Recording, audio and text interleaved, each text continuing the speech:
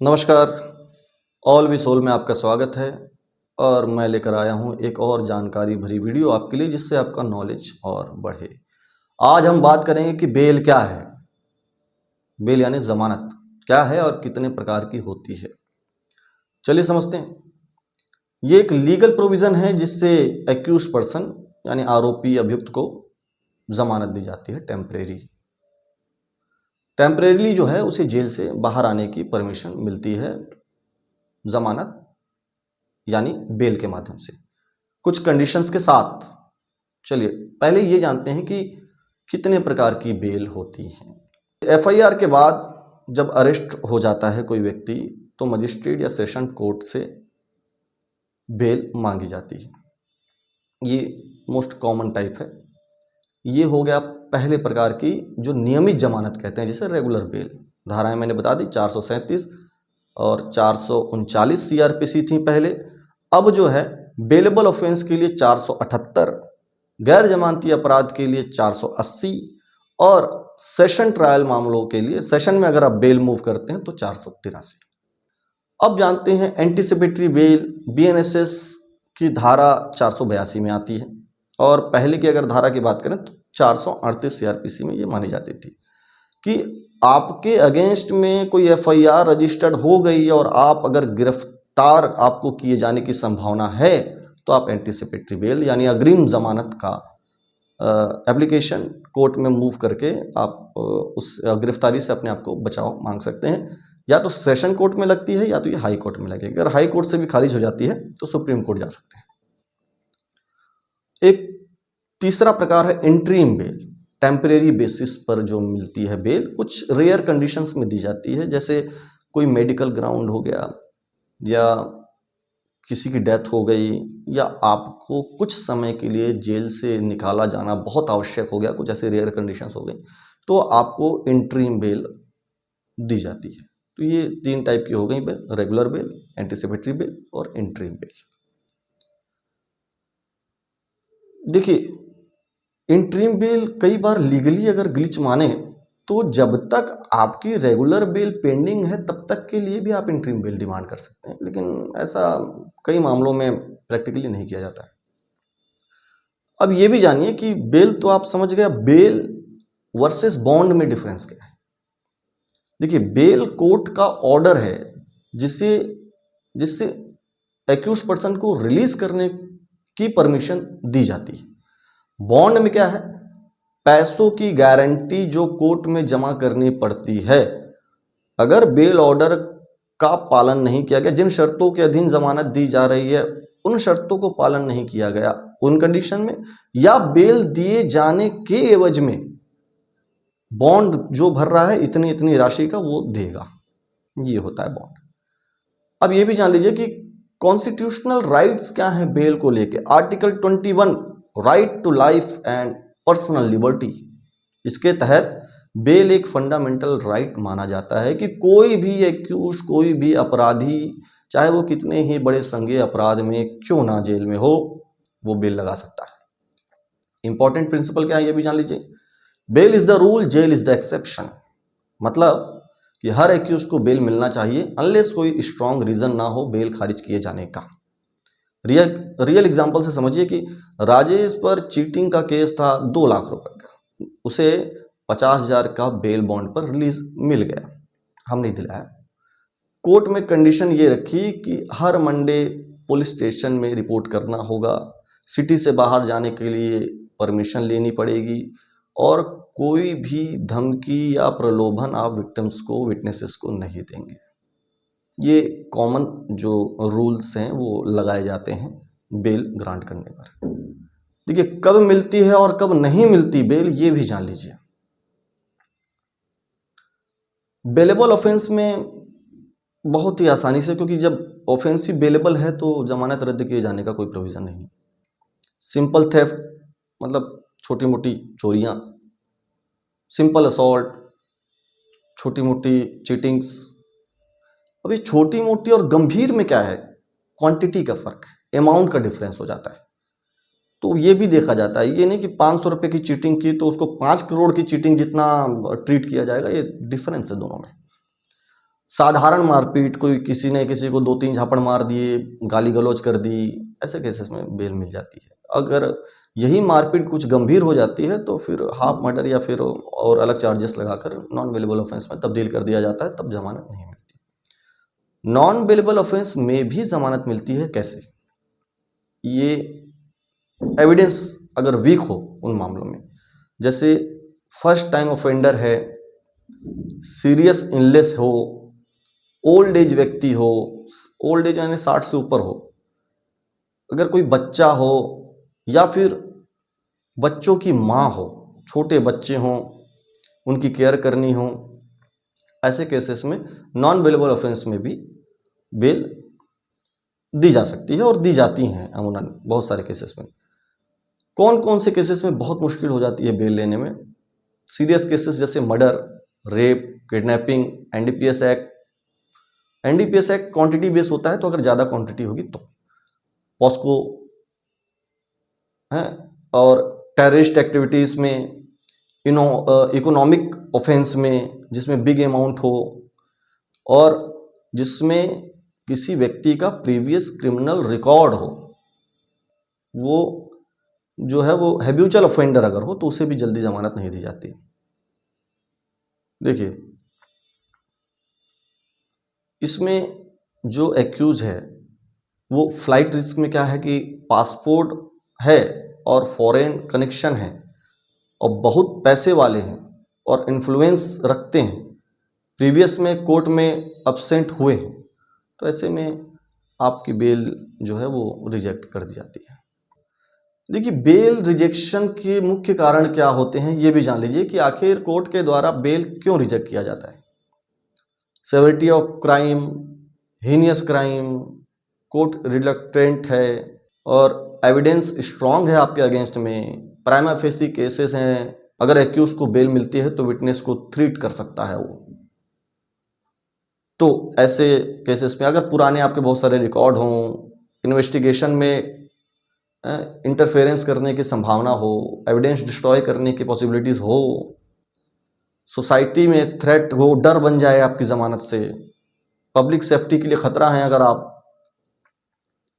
ऐसे केसेस में कोर्ट ये देखती है कि आपको जमानत दिया जाना उचित नहीं है, तो आपकी बेल रिजेक्ट कर दी जाती है। स्पेशल एक्ट्स के अंडर क्या क्या है कि एनडीपीएस एक्ट, कमर्शियल क्वांटिटी में ऑटोमेटिक ये सिद्धांत है कि बेल नहीं मिलेगी आपको, सेशन से तो बिल्कुल भी नहीं।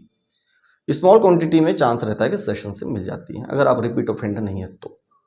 पॉक्सो के केसेस में बच्चों के अगेंस्ट क्राइम में बेल बहुत ही मुश्किल से मिलती है, जल्दी बेल नहीं मिलती। बहुत ही अच्छा और स्ट्रॉन्ग ग्राउंड होना चाहिए कि आपको फॉल्स इम्प्लीकेट किया गया है इस केसेस में, तब आपको बेल मिलेगी। एसटीएससी केसेस में क्या होता है, एट्रोसिटीज के एक्ट में क्या होता है, स्पेशल प्रोसीजर फॉलो करना पड़ता है ये एससी एसटी केसेस में। नॉर्मल बेल रूल अप्लाई नहीं होते हैं इसमें, इनके अलग बेल रूल होते हैं। इकोनॉमिक ऑफेंस जैसे पीएमएलए एक्ट, इसके ऊपर पीएमएलए एक्ट के ऊपर ना आपको मैं एक विस्तृत और काफ़ी जो आज जिससे आपके पीएमएलए एक्ट को लेकर जो जिस पे ईडी काम करती है वो पूरे आपके डाउट क्लियर हो जाएंगे। उसको लेकर मैं एक अच्छा सा वीडियो आपको बना के पूरी जानकारी भरी बताऊंगा कि है क्या ये, क्यों होता है, कैसे होता है। ये भी जान लीजिए कि एसटीएससी एक्ट के बाद इकोनॉमिक्स जो पैसों से संबंधित घोटाले, करप्शन, इससे रिलेटेड है, जिसको गवर्न करता है पीएमएलए एक्ट। ये मनी लॉन्ड्रिंग केसेस में बेल एक्सट्रीमली जो है वो तो भूल जाइए, सेशन से तो नहीं मिलेगी, और कई बार कई केसेस में हाई कोर्ट भी नहीं देता है। और इसमें ये भी देखा जाता है कि ट्विन कंडीशंस सेटिस्फाई करनी होती है, मतलब कम से कम बेल बॉन्ड 2 से 4 तो भरने पड़ते हैं, और रेयर कंडीशन में बेल मिलती है क्योंकि ये पॉलिटिकल बहुत ज़्यादा इन्फ्लुएंस होते हैं ऐसे केसेस, तो इसलिए पीएमएलए में बड़ा मुश्किल है बेल लेके आना, लेकिन ऐसा नहीं कि नहीं होता, हो जाता है। कोर्ट फैक्टर्स ऑफ डिसीजंस क्या कहते हैं ये भी जान लीजिए। पहले जानते हैं पॉजिटिव फैक्टर्स क्या है। क्लीन क्रिमिनल रिकॉर्ड है अगर आपका, स्टेबल जॉब है, बिजनेस है, फैमिली रिस्पॉन्सिबिलिटीज हैं, मेडिकल कंडीशंस हो, कॉर्पोरेशन विद द इन्वेस्टिगेशन, अगर आप शो करते हैं कि मैं कोऑपरेट करूंगा इन्वेस्टिगेशन में, भागूंगा नहीं कहीं, लोकल रेसिडेंस हो, तो आपको बेल मिलने के चांसेस मिल सकते हैं। लेकिन ये पूरा फैक्टर कार्य करता है अपराध की गंभीरता को लेकर। चलिए नेगेटिव पॉइंट्स भी बात कर लेते हैं कि प्रीवियस क्रिमिनल अगर हिस्ट्री है तो नेगेटिव होगा आपके लिए। अगर आपने बेल जंप की हो पहले, कभी आपने भागने की कोशिश की हो, विटनेसेस को इन्फ्लुएंस किया हो, एविडेंस डिस्ट्रॉय करने की कोशिश की हो, और अटेंडेंस जो है वो आपने कोर्ट में समय पे समय ना दी हो, अगर आप फरार हैं, एब्सकॉन्डेड रहे हों, और शिकायतकर्ता को अगर आपने धमकी देने की कोशिश की हो और ऐसा प्रूफ हो जाए, तो आपको जमानत मिलना नए केसेस में बहुत ही मुश्किल है। बेल एप्लीकेशन की कंप्लीट प्रोसेस क्या होती है ये भी जान लीजिए, क्योंकि जो इस फील्ड से बिलोंग करते हैं उनको तो सब पता है, हमको तो सब पता है, लेकिन जो लोग नहीं जानते, जो लॉ के फील्ड में नहीं हैं, जो इससे ताल्लुक़ नहीं रखते, उनको भी इन सब चीज़ों को जानना बहुत ज़रूरी है, उनको जानना ये सब। देखिए सबसे पहले क्या होता है, एफआईआर रजिस्टर्ड होती है, उसके बाद व्यक्ति अरेस्ट होता है। अरेस्ट के तुरंत बाद 24 घंटे के अंदर उन्हें मजिस्ट्रेट के सामने पेश करना होता है, और उनके ऊपर जो धाराएं लगाई जाती हैं वो उनके अपराध के, जैसा उन्होंने अपराध किया उसके अकॉर्डिंग उनके ऊपर सेक्शन लगते हैं। तो आपको क्या करना है, आपको ये पता करना है कि कौन कौन से सेक्शंस लगे हैं और कौन कौन से सेक्शंस बेलेबल हैं, कौन कौन से नॉन बेलेबल हैं। तुरंत अपने आपको एक एडवोकेट इंगेज करना है।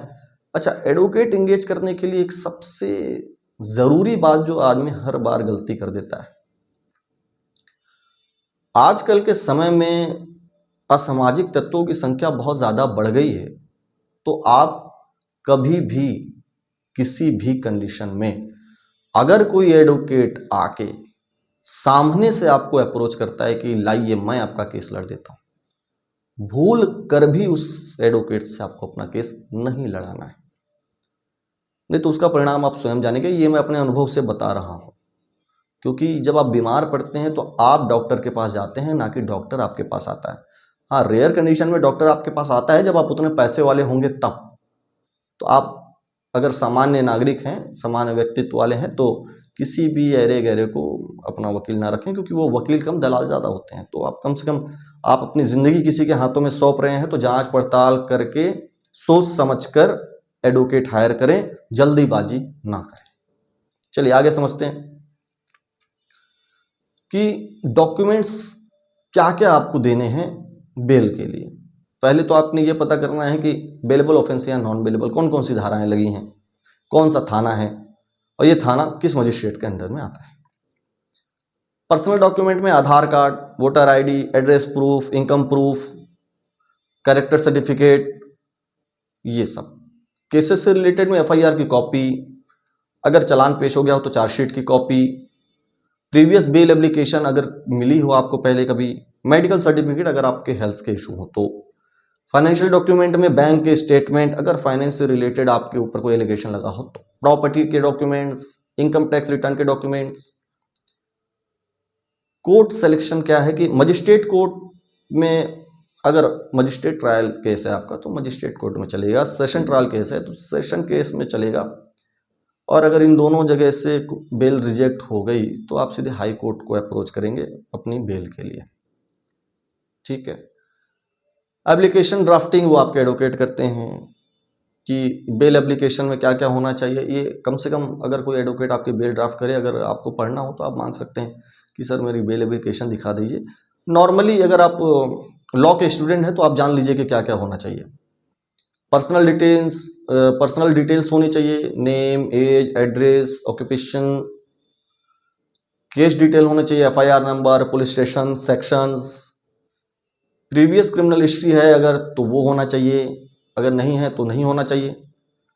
ग्राउंड ऑफ बेल की क्यों बेल दी जाए आपको, ये होना चाहिए। अंडरटेकिंग, कोर्ट को जो गारंटी है, एफिडेविट जो है वो उनके घर वालों का कि इनके द्वारा बताई गई जानकारी के आधार पर मैंने ये बेल फाइल किया है, ये लेके रखना चाहिए हर एडवोकेट्स को। स्ट्रॉन्ग ग्राउंड क्या क्या है आपके बेल के, वो आप उस पर लिखिए। पहला अपराध है तो ये भी मेंशन कीजिए। फैमिली की फाइनेंशियल डिपेंडेंसी है आपके ऊपर, ये भी मेंशन कीजिए। मेडिकल इमरजेंसी, सीरियस इलनेस है अगर आपको किसी प्रकार की तो वो। और चालान पढ़ लीजिए, चालान तो खैर मिलेगा नहीं पेश होने के पहले। एफआईआर अच्छे से पढ़ लीजिए। एविडेंस जो है क्या क्या है, इनसफिशिएंट है आपको जेल में रखने के लिए कि किस प्रकार के हैं, वो देख लीजिए। लॉन्ग ट्रायल एक्सपेक्टेड हो तो वो कोर्ट को बताएं कि ट्रायल लंबा चलेगा, तब तक के लिए बेल दे दी जाए। ऑलरेडी सफिशिएंट कस्टडी हो चुकी है तो मांग लें आप बेल, ठीक है। श्योरिटी और अरेंजमेंट्स जो हैं वो पर्सनल श्योरिटी जो है कम से कम 2 श्योरिटीज चाहिए अगर कोर्ट मांगती है तो।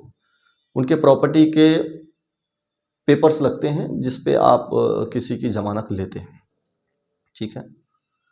इनकम सफिशिएंट होनी चाहिए, लोकल रेसिडेंस होना चाहिए जो बेल ले रहा है, जो श्योरिटी ले रहा है एक्यूज की, उसकी कैरेक्टर वेरिफिकेशन होगा अगर कोर्ट चाहेगा तो, ठीक है। अगर मान लीजिए किसी के पास नहीं है प्रॉपर्टी के पेपर्स, अगर वो पैसा जमा करना चाहता है कि कोर्ट ने जितने भी बेल डिमांड की है बॉन्ड, वो मैं कैश जमा करता हूँ, तो कैश भी जमा कर सकते हैं। कोर्ट स्पेसिफाइड अमाउंट अगर जमा करने के लिए कहती है तो वो कर दीजिए।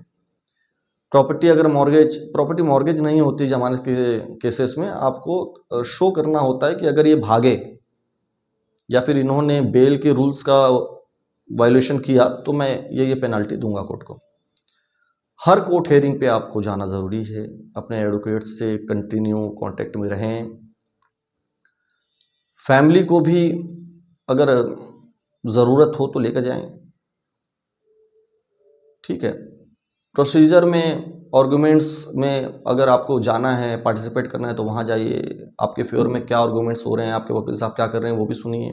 जज के जो भी क्वेश्चंस हैं या जो भी क्वेरीज है उसका पेशेंटली वेट कीजिए, उसका जवाब आपके एडवोकेट देंगे। कोर्ट में ज़्यादातर आप शांत रहिए, ज़्यादा ना बोलिए और काम की ही बातें बोलिए, काम से काम, क्योंकि किसी के भी पास कोर्ट में फालतू समय नहीं होता है।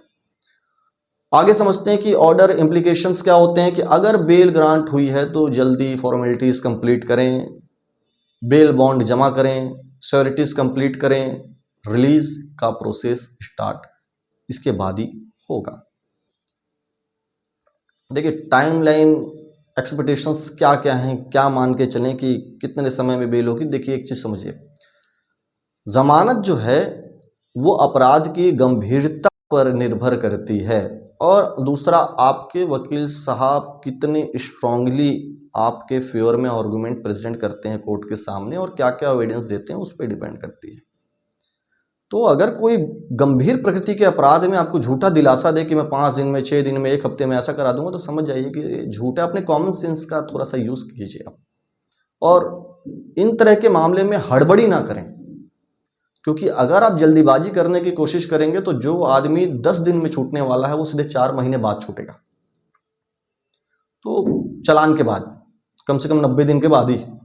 तो कम से कम आप हड़बड़ी ना करें, शांति बनाए रखें, काम रहें। बेलेबल ऑफेंस में सेम डे हो जाती है बेल। नॉन बेलेबल ऑफेंस में अगर छोटे मोटे अपराध हैं तो उनमें लगभग 1 हफ्ते में हो जाती है। मैक्सिमम समय बता रहा हूँ कि इतना। अगर सीरियस केसेस हैं, गंभीर प्रकृति के अपराध हैं, तो कम से कम मान के चलिए कि 3 से 4 महीना आपको लगता है। वो भी अगर ग्राउंड आपके बहुत अच्छे रहे तो, सेशन से या हाई कोर्ट से, अगर आप सेटिस्फाई कर पाए कोर्ट को तो। बेल अमाउंट और कंडीशंस क्या क्या है ये भी जान लीजिए कि कितना पैसा लगेगा, अमाउंट फैक्टर्स क्या है। देखिए छोटे मोटे केसेस में, मीडियम केसेस में, सीरियस केसेस में, सभी केसेस में अलग अलग फीस होती है एडवोकेट्स की, और एडवोकेट की फीस पे कोई कमेंट करना ठीक बात नहीं है। हर एडवोकेट की एक अलग फीस होती है। और एक आपको बहुत ही कमाल की जानकारी मैं देता हूं, आज तक मैंने जब भी देखा है, मैंने अपनी प्रैक्टिस में देखा है कि कई बार लोग बेलेबल ऑफेंस के लिए जाते हैं और कोई भी मतलब जो भी उनको मिल जाए वो एडवोकेट रख लेते हैं वो, और बेलेबल ऑफेंस में वैसे भी बेल हो ही जानी है, तो वो क्या सोचते हैं कि नॉन बेलेबल ऑफेंस में भी यही करवा लेंगे।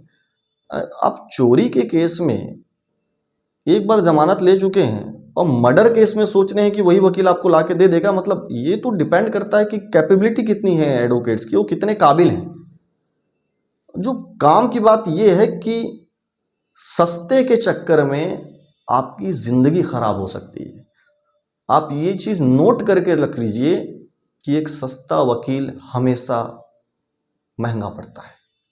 महंगा क्या, बहुत महंगा पड़ता है। ऐसे सैकड़ों एग्जाम्पल हैं जो मैं आपको बता दूंगा। चलिए आगे बात करते हैं कि एक्यूज की फाइनेंशियल स्टेटस जो है वो सबकी अलग अलग होती है। कोर्ट को इससे फ़र्क नहीं पड़ता है कि आप अमीर हैं या गरीब हैं। हाँ, वकील को ज़रूर पड़ता है क्योंकि उसी से फीस कंसीडर की जाती है।